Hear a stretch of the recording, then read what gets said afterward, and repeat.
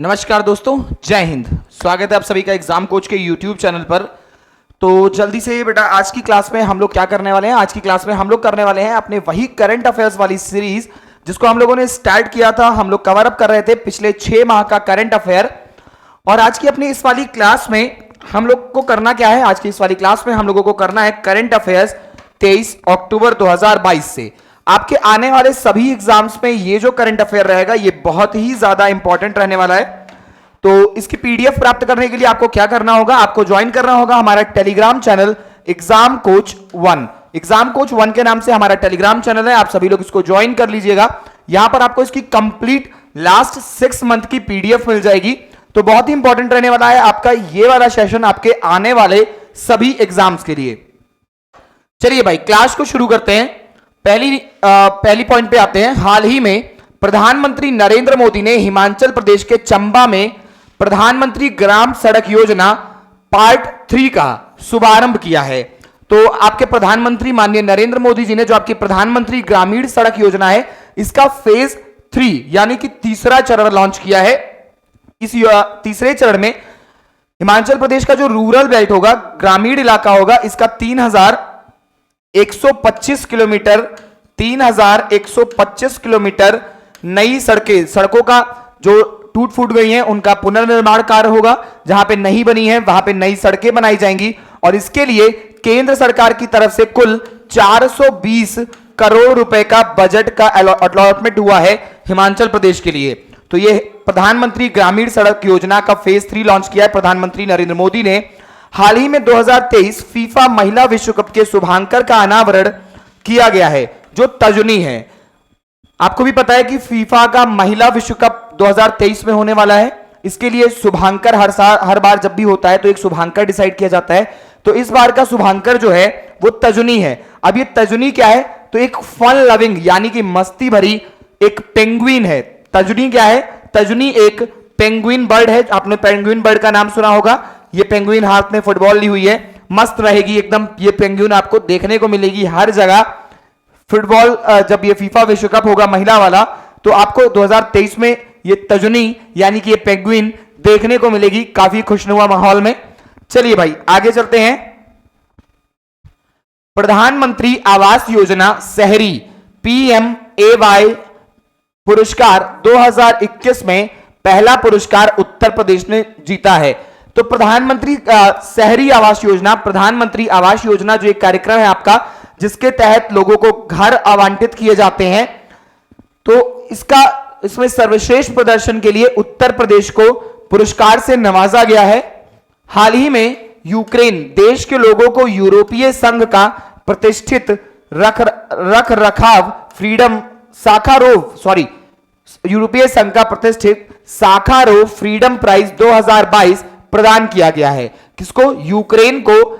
Ukraine देश के लोगों को यूरोपीय संघ का प्रतिष्ठित साखारोव फ्रीडम प्राइज 2022 प्रदान किया गया है। किसे प्रदान किया गया? तो यूक्रेन। आपको भी पता है कि यूक्रेन और रशिया के बीच में जो वार चला उसमें यूक्रेन के जो नागरिक थे उन्होंने काफी संयम से उस स्थिति को फेस किया और जिसके चलते उसको इस पुरस्कार से नवाजा गया है। काहिरा में ISSF विश्व चैंपियनशिप 2022 में भारत ने महिलाओं की 25 मीटर पिस्टल टीम स्पर्धा में सिल्वर पदक जीता है।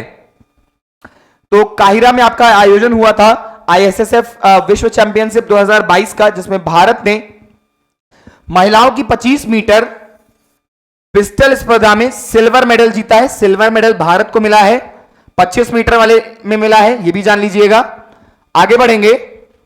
24 अक्टूबर की बात करते हैं तो हाल ही में लक्षद्वीप में 2 समुद्र तटों को अंतरराष्ट्रीय इको लेवल ब्लू फ्लैग प्राप्त हुआ है। इसके साथ ही भारत में कुल ब्लू फ्लैग प्रमाणन तटों की संख्या 12 हो गई है। तो हाल ही में आपके यहां 2 और ब्लू फ्लैग होल्ड हो गए। टोटल संख्या कितनी? टोटल संख्या हो गई 12। और जिनको ये ब्लू फ्लैग प्राप्त हुआ है वो कहां से है? तो ये लक्षद्वीप से है। लक्षद्वीप के 2 समुद्री तटों को ब्लू फ्लैग अभी हाल ही में मिला है। 2023 में 91वीं इंटरपोल महासभा की बैठक वियना ऑस्ट्रिया में आयोजित की जाएगी। तो 2023 में इंटरपोल जो होता है आपका, इंटरपोल का महासभा, इसकी 91वीं 91st बैठक का आयोजन वियना ऑस्ट्रिया में किया जाएगा। नेत्रहीनों के लिए T20 विश्व कप 2022 का ब्रांड एम्बेसडर युवराज सिंह को बनाया गया है।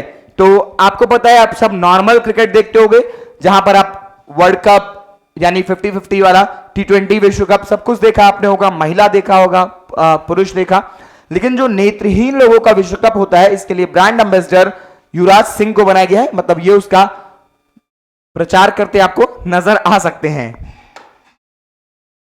अक्टूबर 2022 में भारतीय प्रतिस्पर्धा आयोग ने गूगल पर 936 करोड़ रुपए का जुर्माना लगाया है। अक्टूबर 2022 में भारतीय प्रतिस्पर्धा आयोग ने गूगल पर 936 करोड़ रुपए का जुर्माना लगाया है।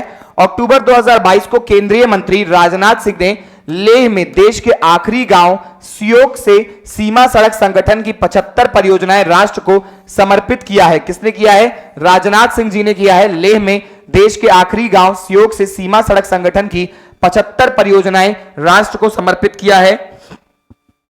25 अक्टूबर 2022, 6 से 18 नवंबर 2022 तक संयुक्त राष्ट्र का 27वां जलवायु परिवर्तन सम्मेलन शर्म अल शेख मिस्र में आयोजित किया जाएगा। शर्म अल शेख मिस्र में आयोजित किया जाएगा।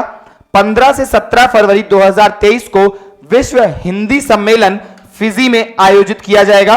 15 से 17 फरवरी 2023 तक विश्व हिंदी सम्मेलन फिजी में आयोजित किया जाएगा। तो याद रखिएगा कि विश्व हिंदी सम्मेलन का आयोजन इस बार कहां किया गया? तो फिजी में किया गया। कब किया गया? 15 से 17 फरवरी 2023 को किया गया। हाल ही में पहली बार fungal priority pathogen list world health organisation द्वारा जारी की गई है। फंगल प्रायोरिटी पैथोजन लिस्ट हाल ही में पहली बार आई है। फंगल प्रायोरिटी पैथोजन लिस्ट, इसको WHO ने पहली बार जारी किया है। हाल ही में ओडिशा में साझा क्रेडिट पोर्टल सफल ओडिशा में साझा क्रेडिट पोर्टल सफल की शुरुआत की गई है। अक्टूबर 2022 में भारत के क्रिकेट बोर्ड ने पुरुष महिला क्रिकेटर्स को एक समान मैच फीस देने का फैसला किया है। मींस अगर जैसे अपने यहां प्लेयर्स को एक A class, B class, C class इस तरह से डिवाइड कर देते थे, सारे क्लास में एक अलग उनकी एक मैच फीस होती थी। अभी तक क्या था? महिलाओं के लिए अलग फीस, पुरुषों के लिए अलग फीस, लेकिन अब दोनों को एक समान वेतन कह सकते हैं। एक समान वेतन स्कीम लागू हो गई है कि पुरुष क्रिकेटर्स और महिला क्रिकेटर्स दोनों को एक समान वेतन अब मिलेगा। अक्टूबर 2022 में जारी रिपोर्ट के अनुसार भारत का इंदिरा गांधी इंटरनेशनल एयरपोर्ट दुनिया के टॉप 10 सबसे व्यस्त एयरपोर्ट लिस्ट में शामिल हुआ है। तो आपका इंदिरा गांधी इंटरनेशनल एयरपोर्ट, आपको भी पता है कि एक इंटरनेशनल एयरपोर्ट है जहां से दिन भर में बहुत सारे विमान दूसरे देशों के लिए, दूसरे प्रदेशों के लिए उड़ान भरते हैं। तो टॉप 10 लिस्ट में शामिल हुआ है आपका इंदिरा गांधी इंटरनेशनल एयरपोर्ट। हाल ही में भारत को अंतरराष्ट्रीय सोलर गठबंधन का अध्यक्ष और फ्रांस को सह अध्यक्ष के रूप में चुना गया है। भारत को अंतरराष्ट्रीय सोलर गठबंधन का अध्यक्ष और फ्रांस को सह अध्यक्ष के रूप में चुना गया है। कहां के? अंतरराष्ट्रीय सोलर गठबंधन का अध्यक्ष कौन है? भारत। सह अध्यक्ष कौन है? फ्रांस। हाल ही में चीन के दुनिया का पहला ओरल कोविड वैक्सीन लॉन्च किया है। चीन ने दुनिया में पहला, अभी तक आपको जब कोविड की वैक्सीन लगी होगी तो कैसे? सिरिंज के माध्यम से, लेकिन अब चाइना ने पहला ओरल वैक्सीन लॉन्च किया है। मतलब 2 बूंद जिंदगी के लिए, जैसे आप लोग पोलियो की ड्रॉप्स पीते थे, अब आपको बिल्कुल कोविड की वैक्सीन भी बिल्कुल वैसे ही मिलेगी। 5 नवंबर से 7 नवंबर 2022 तक होने वाले आकाश फॉर लाइफ अंतरिक्ष सम्मेलन की मेजबानी देहरादून करेगा। 5 नवंबर से 7 नवंबर 2022 तक होने वाले आकाश फॉर लाइफ अंतरिक्ष सम्मेलन की मेजबानी देहरादून करेगा। अक्टूबर 2022 में 90वीं इंटरपोल महासभा नई दिल्ली भारत में आयोजित की गई। अक्टूबर 2022 में 90वीं इंटरपोल महासभा नई दिल्ली भारत में आयोजित की जाएगी। 27 अक्टूबर 2022, हाल ही में प्रधानमंत्री नरेंद्र मोदी ने हिमाचल प्रदेश के चंबा में ये तो मैं आपको बता चुका ना बेटा। चलिए भाई, तो 27 अक्टूबर की ये वाली बात तो मैं आपको बता ही चुका हूं कि प्रधानमंत्री नरेंद्र मोदी ने हिमाचल प्रदेश के चंबा में क्या प्रधानमंत्री ग्रामीण सड़क योजना का फेज 3 लॉन्च किया है। चलिए भाई बहुत बढ़िया, आगे बढ़ते हैं। भारत मोजाम्बिक तंजानिया के बीच त्रिपक्षीय नौसैन्य अभ्यास IMT त्रिलॉट का पहला संस्करण 27 अक्टूबर 2022 को तंजानिया में आयोजित किया गया। कब आयोजित किया गया? तंजानिया में आयोजित किया गया था।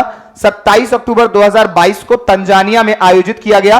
भारत मोजाम्बिक तंजानिया के बीच एक त्रिपक्षीय नौसैन्य अभ्यास यानी कि एक मिलिट्री एक्सरसाइज थी जो कि 3 देश भारत मोजाम्बिक तंजानिया के बीच में आयोजित किया गया 27 अक्टूबर को। 28 अक्टूबर की बात करें, हाल ही में लक्षद्वीप में 2 समुद्र तटों को अंतरराष्ट्रीय इको लेवल ब्लू फ्लैग प्राप्त हुआ है। इसके साथ ही इसकी संख्या कितनी हो गई है? 12 हो गई है। 28 अक्टूबर 2022 को केंद्रीय मंत्री राजनाथ सिंह ने लेह में देश के आखिरी गांव श्योक से सीमा सड़क संगठन की 75 परियोजनाएं राष्ट्र को समर्पित किया है।